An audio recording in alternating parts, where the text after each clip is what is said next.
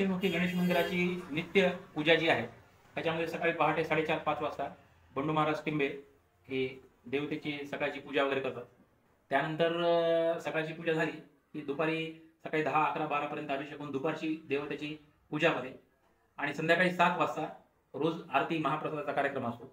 त्यासाठी पंचक्रोशीतील आपले जे कोणी असतील लोक रोज प्रत्येक वेगळ्या कुटुंबाच्या हातून 18 पगड जातील कुटुंबाच्या हातून भगवंताची पूजा आरती आणि महाप्रसाद रोज संध्याकाळी 7 वाजता होतो आणि त्याच्यानंतर संध्याकाळी 10 वाजता शयन आरती असते.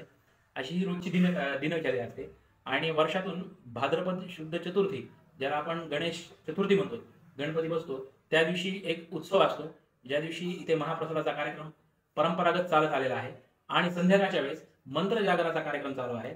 यामध्ये परळी पंचक्रोशीतील ब्रह्मवृंदांना बोलवून घरी आपण मंत्र जागर करतो.